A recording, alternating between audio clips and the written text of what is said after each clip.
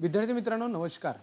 आज आपण बघणार आहोत नवोदय शिष्यवृत्ती मंथन व इतर शालेय स्पर्धा परीक्षांसाठी अत्यंत महत्त्वपूर्ण अंकगणितातील घटक तो म्हणजेच संख्या आणि संख्या लेखन पद्धती. या घटकावर आपण संपूर्ण चर्चा करणार आहोत. सर्वप्रथम संख्या आणि संख्या लेखन पद्धती या घटकातील पहिली संख्या आपण बघणार आहोत ती म्हणजेच नैसर्गिक संख्या.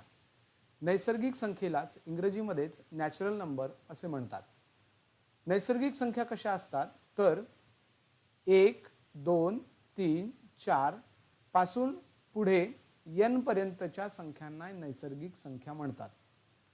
नैसर्गिक संख्यांची सुरुवात ही 1 पासून होते तर पुढे अगणित संख्या आहेत ज्या की आपल्याला नैसर्गिक संख्या पुढे कुठपर्यंत आहेत हे सांगता येत नाही. म्हणजे या संख्या गटाला आपण 1 पासून सुरू होणाऱ्या n पर्यंतच्या संख्या गटाला आपण नॅचरल नंबर्स म्हणजे नैसर्गिक संख्या म्हणत असतो. ह्या संख्या वस्तू मोजण्यासाठी वापरतात म्हणून या संख्यांना मोज संख्या सुद्धा असे म्हणतात. म्हणजेच नैसर्गिक संख्यांनाच मोज संख्या सुद्धा असं म्हणता येतं कारण वस्तू मोजण्यासाठी आपण या संख्यांचा उपयोग करतोय. नैसर्गिक संख्यांची बेरीज ही नैसर्गिक संख्याच येते. हा नैसर्गिक संख्येचा महत्त्वाचा गुणधर्म आहे. जसं की या ठिकाणी आपण एक उदाहरण बघूया. कोणत्याही नैसर्गिक संख्यांची आपण बेरीज घेतली, जसं की 4 घेतली एक संख्या आणि दुसरी एक संख्या 6 घेतली, म्हणजे यांची बेरीज केली तर आपल्याला येणारी संख्या सुद्धा नैसर्गिक संख्याच मिळते. आता या संख्या गटांमध्ये आपण जर पुढच्या संख्या वाढवल्यात तर 5, 6, 7, 8, 9, 10 या पद्धतीने पुढे कुठपर्यंत संख्या आहेत ह्या अगणित संख्या आहेत, असंख्य संख्या आहेत आणि त्याच्यामुळे त्याला आपण दाखवत असताना n या अक्षराने दाखवत असतो. म्हणून हा महत्त्वाचा नियम इथे लक्षात घ्यायचा आहे की नैसर्गिक संख्यांची बेरीज नेहमी नैसर्गिक संख्याच येते. त्यानंतर महत्त्वाचा गुणधर्म नैसर्गिक संख्यांच्या बाबतीतला नैसर्गिक संख्यांचा गुणाकार सुद्धा नैसर्गिक संख्या येते. इथे सुद्धा आपण एक संख्या घेऊया नैसर्गिक संख्या 5, दुसरी एखादी नैसर्गिक संख्या घ्या 7 आणि यांचा गुणाकार केला तर 5 7 35 म्हणजे 35 ही सुद्धा नैसर्गिक संख्याच आहे. यानंतर नैसर्गिक संख्येतील महत्त्वाचा नियम आणि गुणधर्म तो म्हणजे सर्वात लहान संख्या म्हणजे सर्वात लहान नैसर्गिक संख्या जर विचारली तर ती 1 आहे, तर सर्वात मोठी नैसर्गिक संख्या मात्र सांगता येत नाही. हा महत्त्वाचा नियम आपण या ठिकाणी लक्षात घ्यायचा आहे की सर्वात मोठी नैसर्गिक संख्या आपल्याला सांगता येणार नाही. त्यानंतर दुसरा संख्या गट बघूया तो म्हणजे पूर्ण संख्या, ज्यांना आपण इंग्रजीमध्ये होल नंबर्स म्हणतोय. याबद्दल सुद्धा आपण बघून घेऊया. 0, 1, 2, 3, 4 या संख्यांना पूर्ण संख्या म्हणतात.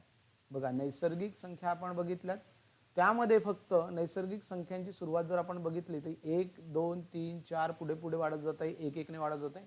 फक्त या ठिकाणी या संख्या गटामध्ये 0 ऍड झालेला आहे. म्हणजेच 0 सहित 0, 1, 2, 3, 4 पुढे n पर्यंतच्या संख्यांना आपण नैसर्गिक संख्या न म्हणता पूर्ण संख्या म्हणायचा आहे. कारण पूर्ण संख्यांमध्ये शून्याचा समावेश होतो. म्हणजे शून्याला पकडून सर्व नैसर्गिक संख्यांना आपण पूर्ण संख्या म्हणू शकतो. या संख्यांच्या बाबतीत सर्वात महत्त्वाचा नियम की सर्वात लहान पूर्ण संख्या जर विचारली तर 0 आहे आणि सर्वात लहान नैसर्गिक संख्या विचारली तर 1 आहे, पण पूर्ण संख्या विचारली तर मात्र 0 सांगायचं आहे. सर्वात मोठी पूर्णांक संख्या सुद्धा इथे सांगता येणार नाही कारण पुढे संख्या वाढत जातात, त्यामुळे शेवटची संख्या कोणती आहे हे काही निश्चितपणे आपल्याला सांगता येत नाही. यानंतर तिसरा गट बघूया समसंख्या म्हणजेच इव्हन नंबर्स. याची व्याख्या बघूया. पहिली व्याख्या बघा काय आहे की ज्या संख्येला 2 ने निशेष भाग जातो त्या संख्येला आपण समसंख्या म्हणतो. जसं की उदाहरणार्थ या ठिकाणी एक उदाहरण घेऊया. 14 भागिले 2. 14 ला 2 ने आपण भागाकार केलं तर 7 बे 7 14 आणि जेव्हा आपण यांची वजाबाकी करतोय तर इथे बाकी 0 उरतात. म्हणजे 14 ला 2 ने पूर्ण निशेष भाग जातो म्हणून 14 ही संख्या समसंख्या आहे. मग अशा सर्व संख्या ज्या सर्व संख्यांना 2 निशेष भाग जातो त्या सर्व संख्यांना आपण समसंख्या म्हणतो.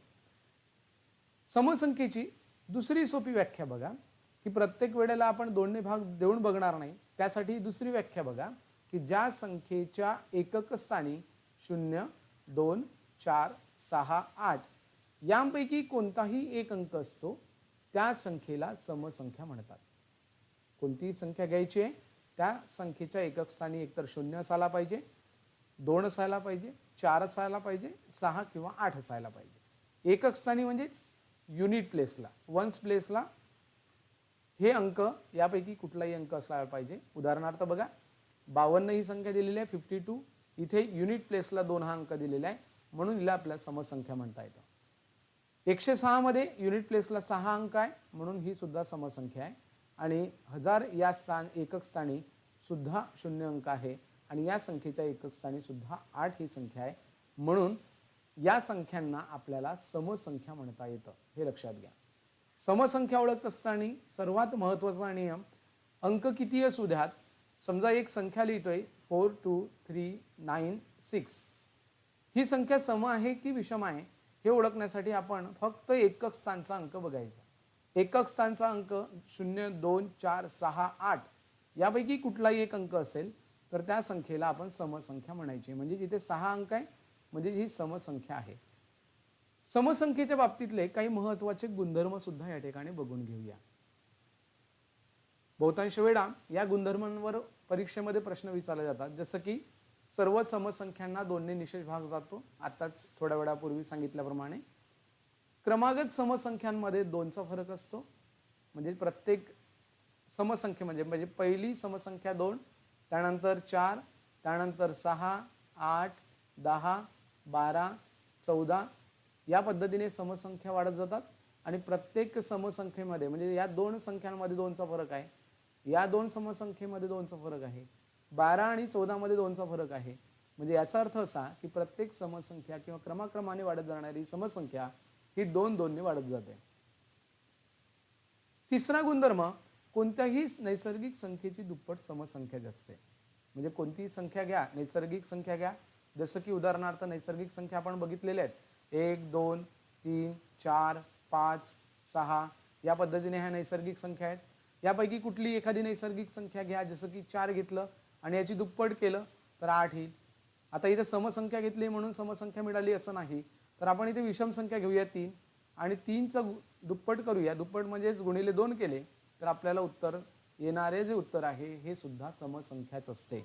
आणि म्हणून हा महत्त्वाचा नियम लक्षात घ्यायचा आहे, कोणत्याही नैसर्गिक संख्येची दुप्पट ही समसंख्या असते. नंतरचा गुणधर्म बघा, 2 किंवा जास्त समसंख्यांची बेरीज, गुणाकार, वजाबाकी ही समसंख्याच असते. म्हणजे समसंख्यांची आपण बेरीज केली, गुणाकार केलं, भागाकार केलं, वजाबाकी केली किंवा भागाकार जरी केलात तरीही समसंख्याच येते. हे लक्षात घ्यायचं आहे.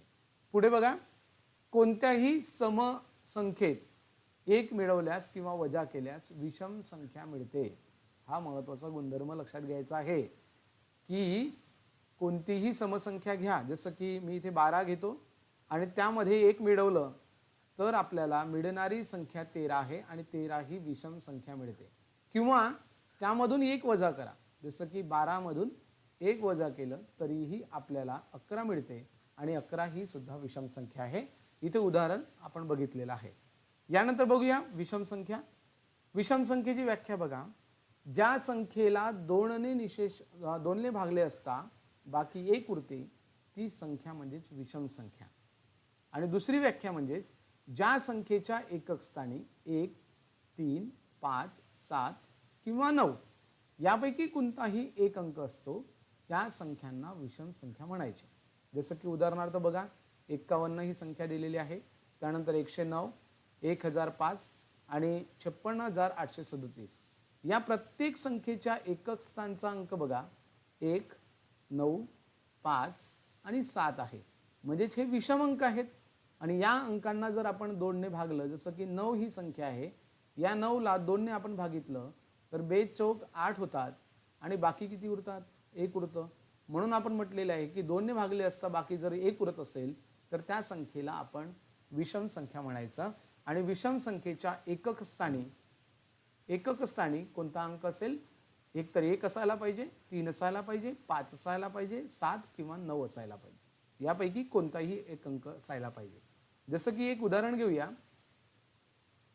5 4 3 9 आणि एकक स्थानचा अंक आपल्याला लिहायचा आहे.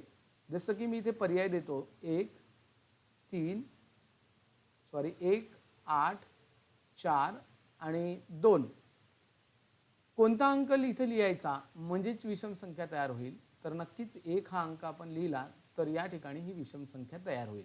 या पद्धतीने हा महत्त्वाचा गुणधर्म आपण लक्षात घ्यायचा आहे. त्यानंतर या विषम संख्येचे काही गुणधर्म आपण सुद्धा बघून घेऊया. गुणधर्म बघा काय आहेत, तर विषम संख्येला भागले असता बाकी एक उरते.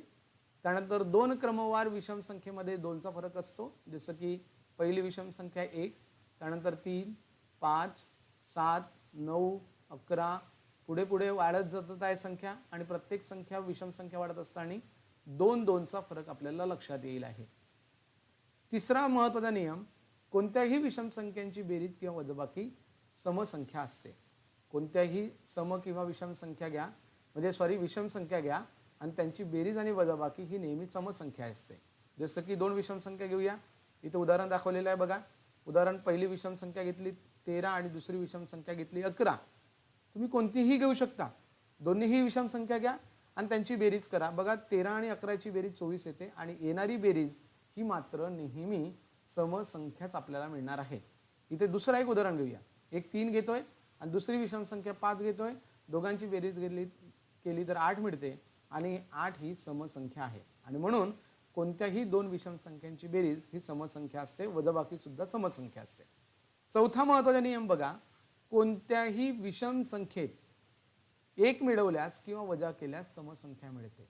म्हणजे इथे सुद्धा कोणत्याही विषम संख्येमध्ये तुम्ही 1 मिळवा किंवा 1 वजा करा तर येणारं उत्तर सुद्धा हे समसंख्या आपल्याला मिळते. अशा पद्धतीने सम आणि विषम संख्यांचे आपण गुणधर्म बघितले, त्यांच्या व्याख्या बघितल्या. आता यानंतर या संख्यांवर आधारित काही सराव प्रश्न बघूया. नैसर्गिक संख्या, पूर्ण संख्या, समसंख्या आणि विषम संख्या या संख्यांवर आधारित आपण काही सराव प्रश्न बघूया, जे सराव प्रश्न आपल्याला स्पर्धा परीक्षेमध्ये विचारले जाण्याची शक्यता असते आणि अशा पद्धतीचे प्रश्न यापूर्वी विचारले गेले सुद्धा आहेत. हे प्रश्न आपल्या वहीत सुद्धा आपल्याला लिहून घ्यायचे आहेत. पहिला प्रश्न आपण इथे बघूया. पहिला प्रश्न बघा, सर्वात लहान नैसर्गिक संख्या कोणती? तर सर्वात लहान नैसर्गिक संख्या म्हणजेच 1 आहे, म्हणजे पर्याय क्रमांक डी हे त्याचं उत्तर असणार आहे. बघा हे प्रश्न आपल्याला लिहून ठेवायचे आहे. तुम्हाला उत्तर येत असेल तर कॉमेंट करून सुद्धा सांगायचं आहे. सर्वात लहान नैसर्गिक संख्यांची सुरुवात ही 1 2 3 4 या पद्धतीने होते, म्हणजे 1 पासून सुरुवात होते आणि सर्वात लहान नैसर्गिक संख्या आपल्याला विचारली म्हणून आपण 1 घेतलेला आहे. आता 1 पेक्षा लहान 0 पण आहे, 1 पेक्षा लहान -1 पण आहे, परंतु आपल्याला नैसर्गिक संख्यांची सुरुवात जर आपण लक्षात घेतली तर 1 पासून होते, म्हणून पर्याय क्रमांक 4 हे त्याचं डी हे उत्तर असणार आहे. दुसरा प्रश्न बघा, सर्वात लहान पूर्ण संख्या कोणती? सर्वात लहान पूर्ण संख्या. आता पूर्ण संख्या म्हणजेच आपण त्याला होल नंबर्स म्हणतोय आणि होल नंबर्सचा गट जो आहे तो 0 पासून सुरू होतो. 0 1 2 3 4 आणि यापैकी सर्वात लहान जर संख्या विचारली आहे तर ती आहे कोणती?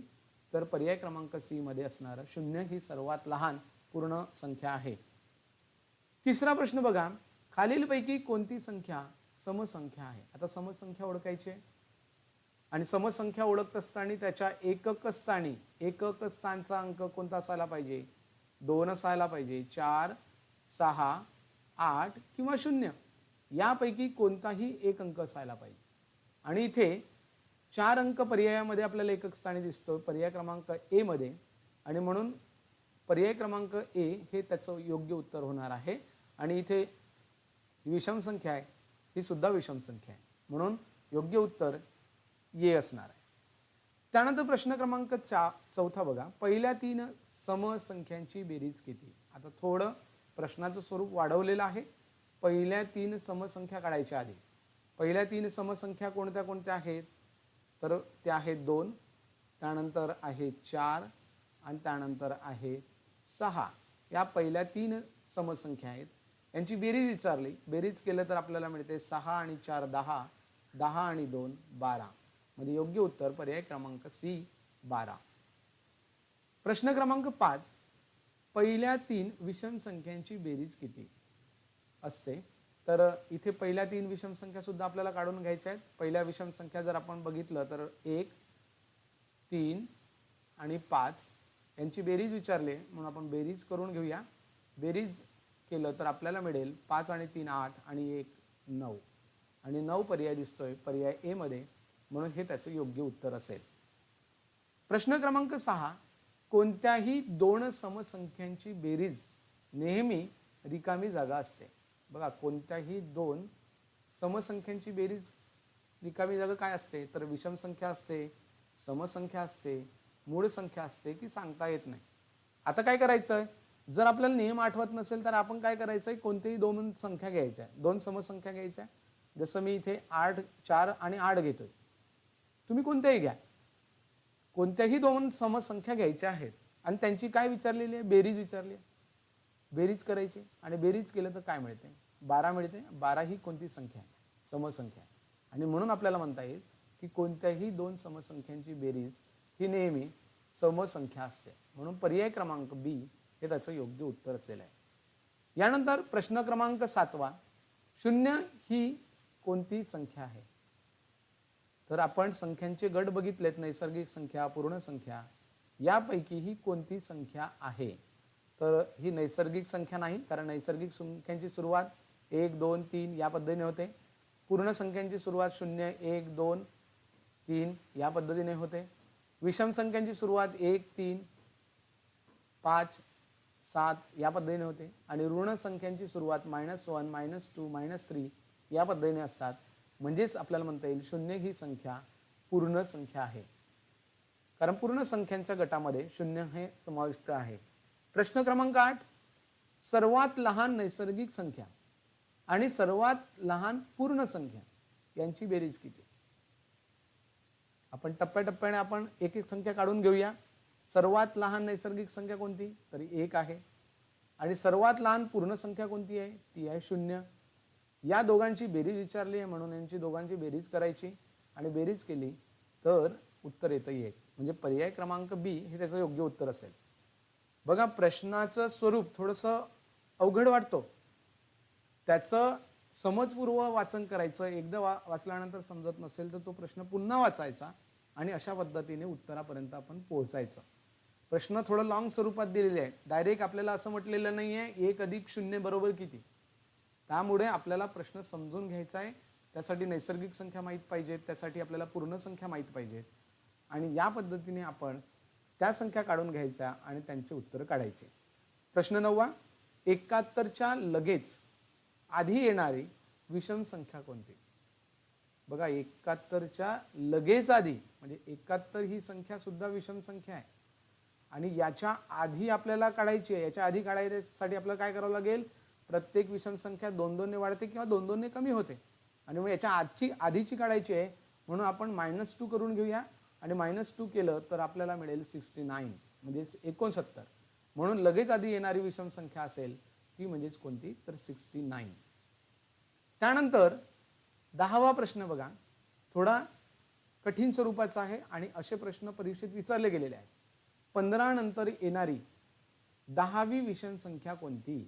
बघा, 15 नंतर येणारी 10वी विषम संख्या कोणती? तर आपण सोप्या पद्धतीने आपण समजून घेऊया. पहिल्यांदा 15 ही संख्या दिलेली आहे. 15 नंतर येणारी पहिली समसंख्या कोणती? तर पहिली येणार आहे ती म्हणजे 2 वाढवले तर 17, दुसरी वाढवली तर आपल्याला मिळेल 19, तिसरी संख्या कोणती? तर 21, चौथी संख्या 23, पाचवी संख्या ती म्हणजेच 25, सहावी संख्या 27, सातवी विषम संख्या म्हणजेच ती म्हणजे 29, त्यानंतर 8वी विषम संख्या म्हणजेच 31, 9वी विषम संख्या म्हणजेच 33 आणि 10वी विषम संख्या म्हणजेच 35. म्हणजे या पद्धतीने 15 नंतर येणारी 10वी विषम संख्या आपल्याला 35 मिळते. परंतु इथे आपण इतका वेळ वाया घालवू शकणार नाही. परीक्षेमध्ये आपल्याकडे वेळ कमी असतो आणि तेव्हा अशा प्रश्नांचं उत्तर काढत असताना आपल्याला या पद्धतीने मांडणी करता येईल किंवा जेव्हा आपल्याला काही ट्रिक्स माहीत नसतील परंतु अशा प्रश्नांचं उत्तर एकदम सोप्या पद्धतीने कसं काढायचं ती ट्रिक आपण या ठिकाणी बघून घेऊया की अशा पद्धतीचे उदाहरणं जर परीक्षेत आले तर आपण कसं सोडवायचं आहे. दिलेली संख्या आधी लिहायची 15, नंतरची विचारली म्हणून आपण इथे प्लस लिहायचं आहे. आधीची जर विचारली तर मायनस लिहायचं आणि 10वी विषम संख्या विचारली म्हणून 10 आणि विषम संख्येमध्ये प्रत्येक विषम संख्येमध्ये 2चा फरक असतो म्हणून 10 गुणिले 2 या पद्धतीने मांडून घ्यायचं आहे. त्यानंतर या दोघांचा गुणाकार आधी करायचा म्हणजे आपल्याला इथे मिळेल 20 आणि 15 मध्ये हे 20 मिळवले तर आपल्याला उत्तर मिळते किती तर ते म्हणजे 35. अशा शॉर्ट ट्रिक्सचा आधार घेऊन आपण अतिशय जलद गतीने उत्तर काढू शकतोय आणि म्हणून जर तुम्हाला ही ट्रिक माहित नसेल तर तुम्ही या साध्या पद्धतीने उत्तर काढू शकताय आणि म्हणून अशाच नवनवीन ट्रिकसाठी आपण संस्कार मॅथ क्लबवर हे क्लास आपण जॉईन करू शकताय आणि या पद्धतीने आपण नवोदयची किंवा इतर शालेय स्पर्धा परीक्षेची तयारी करू शकताय. तर यानंतर तुमच्या सरावासाठी इथे प्रश्न देत आहे की एक संख्या आहे जसं की 18 या संख्येनंतर येणारी 15वी समसंख्या काढा. चला 15वी समसंख्या काढा आणि उत्तर कॉमेंट करा. 18 नंतर येणारी 15वी समसंख्या उत्तर कॉमेंट करा. विद्यार्थी मित्रांनो, नवोदय शिष्यवृत्ती आणि मंथन व इतर शालेय स्पर्धा परीक्षांसाठी संस्कार मॅथ क्लब ही चॅनल सबस्क्राईब करून ठेवा. आजच्या या तासिकेत घेतलेले सर्व घटक आपल्याला समजले असतील ही आशा करतो. हा व्हिडिओ आपण शेवटपर्यंत बघितला त्याबद्दल सर्वांचं खूप खूप धन्यवाद.